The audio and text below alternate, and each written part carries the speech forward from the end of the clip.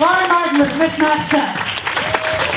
And for your final competitor of the night, 14 competitors, the final one of the night, recently fired from Carnival Cruise Lines for being funnier than the cruise director. She's back in Vancouver with a reason to laugh. Give it up for Linda Fiero!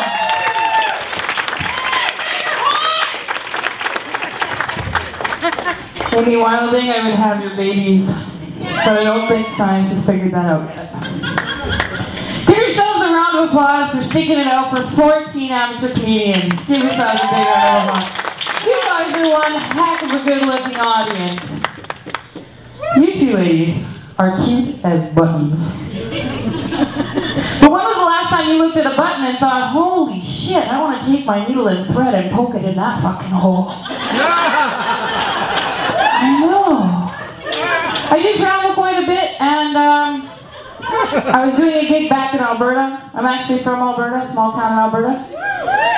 Some of my hometown people were actually here representing tonight. Pretty excited about that. And I was doing a gig, and there was a heckler, and he yells out, "My gay cousin got struck by lightning on a monsoon in a mountain in Taiwan." What? Lucky guy. That's what I what? So he yells it again. He goes, "My gay cousin got struck by lightning on a monsoon in a mountain in Taiwan." And I said, "That's fucking bullshit." You think it's bullshit? It's total bullshit. Nobody in Alberta would ever admit to having a gay cousin. So my buddy Jeff was there. And Jeff and I were good friends. So we leave the pub that we were doing the gig in, and we walk down the road to this place called the Blue Yak. It's a little pub. We're going to go in and have a drink. And on the corner, there's a guy, and he's sitting on the curb, and he's puking into a McDonald's bag. Now, I've been in Vancouver for a while. And Jeff looks at me because I'm laughing my ass off. And he's like, "Spinda, you're a bitch." And I said, "No, I'm not. He's puking in a McDonald's bag." Ba-da-ba-ba-ba. I was fucking loving it. So we walk into the bar, and you know that friend you haven't seen in a while, you might have gone to college with, that brings up that story that you really wish he was way too drunk to remember? So we sit down, we have a beer, and he looks at me and he goes, "Spinda," and I know what's coming. "Spinda, do you remember that time?" "Yeah." "Do you remember that time we went to a strip club in Rocky Mountain House, Alberta, called the Saddle Sore?" Who in their right mind names a strip club the Saddle Sore?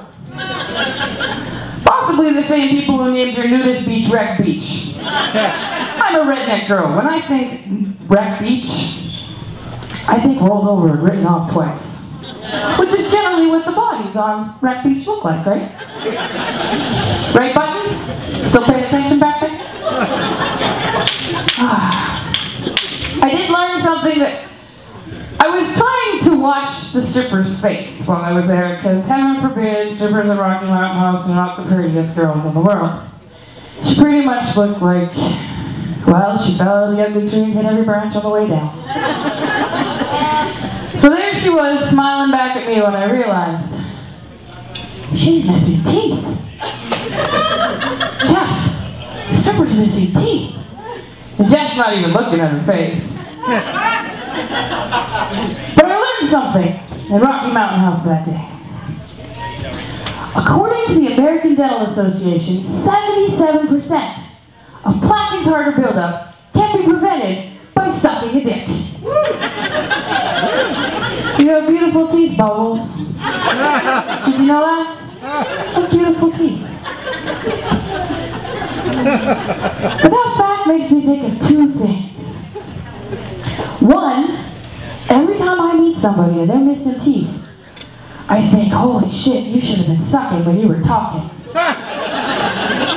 And two, it makes me think of my mother, because she has 4 kids and false teeth. Can you imagine how much better Christmas would have been if that bitch would have learned to swallow? Thank you guys, my name is Linda Feuerhelm, and that is my time.